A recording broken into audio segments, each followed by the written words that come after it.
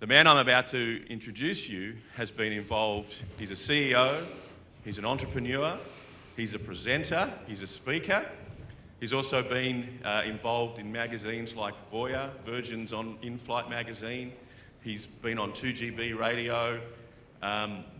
He's also participating in podcasts, which some of you I know are registered and listening to. So I want to hear a big round of applause for our CEO of Action Coach, Mr. Ben Fewtrell.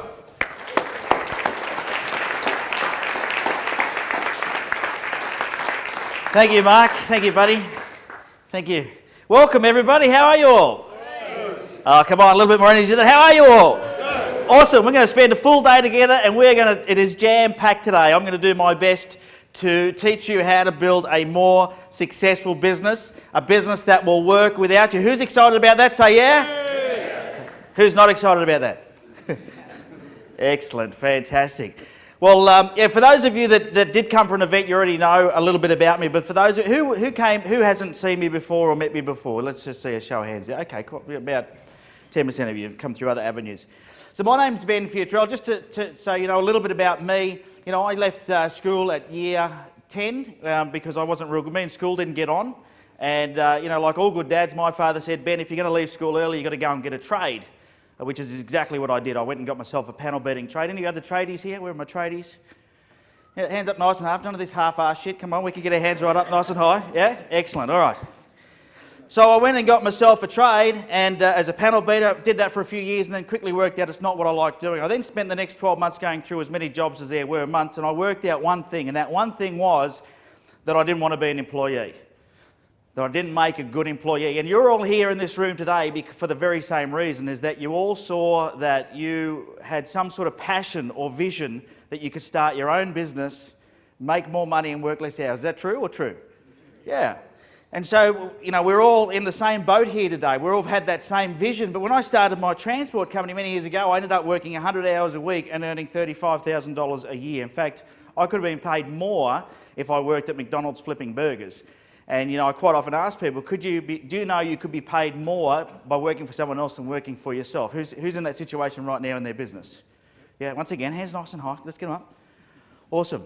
And it's a real challenge, really, when you think about it, to think that there's so many of us that are willing to run a business and not pay ourselves what anybody else would expect to be paid to run that business, let alone not get paid, but then not take holidays. You know, I meet people all the time that have their own business that just don't take holidays for years. And so when I finally got out of that transport business all those years ago, I remember it like it was yesterday, 19th of December 2001, I got home and my wife was still awake, which was pretty rare. Normally she was already in bed when I got home. She was still awake and she was crying, and I said, "What's up, honey?" She said, "I've had enough." Had enough. And I said, had enough of what? She said, "I've had enough of this whole business. We don't have any money. You're never home."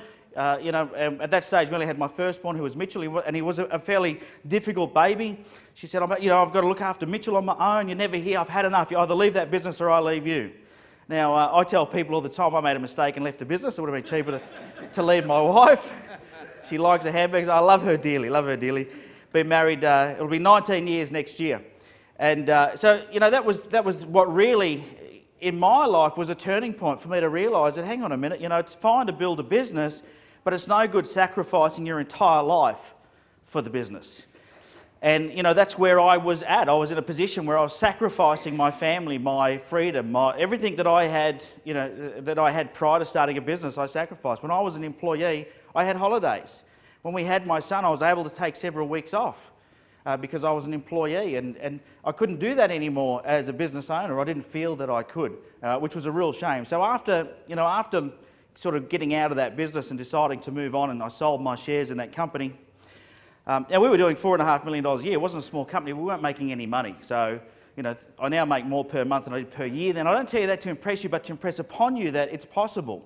It is possible if you just learn how to run your business. And today is all about that. And, you know, after I left there, I thought to myself, I wonder how many other people are in the same situation. And what's scary is 99% of business owners are in that very same situation. It's crazy, really, isn't it? 99% of people I meet. And so it led me to a point where I thought, I wonder how I can help other people. And I'd met a business coach not long before that time. And business coaching back then wasn't a real big popular thing. It was still fairly new. But I thought, I'm going to go down that path. And here I am today. I own the largest business coaching firm in the country. I'm the number one globally for action coaches in 53 countries. And I'll remain at number one. And once again, because I'm not just competitive, but I'm also passionate about changing the fatality rate of small business in this country. They say out of 10 small businesses fail in the first 5 years. Have you heard that statistic? Yeah, hello, have you heard that statistic? Yeah. And so you don't want to be one of those, right?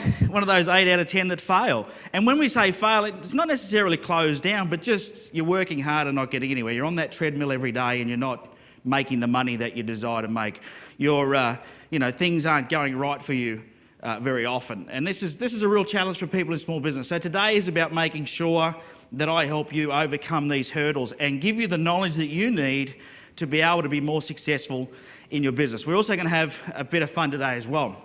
Now, before we do get stuck into the day, just remind you to turn your phones onto silent. But as you grab them, check in. Make sure you follow us on all the social media channels. And we're going to do a bit on social media this afternoon as well. I'm going to show you some new things that I've just discovered in the last few weeks about social media as well. Some pretty exciting stuff that'll help you get your business on the first page of Google real fast for your prospects and customers. Who'd like to do that?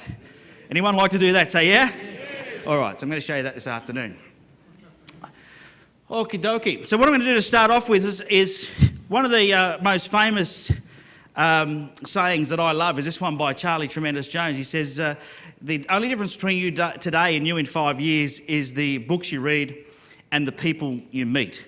And I know you would have met a few people at the front, but let's do a formal, try and meet 10 people in 10 minutes, okay? So I'm going to give you 10 minutes, and every minute I want you to keep an eye on the time. I want you to go and meet somebody else. So you should all change at the same time. Doesn't matter if you haven't finished talking, just swap and meet someone else. Okay, so you've got 10 minutes. Go.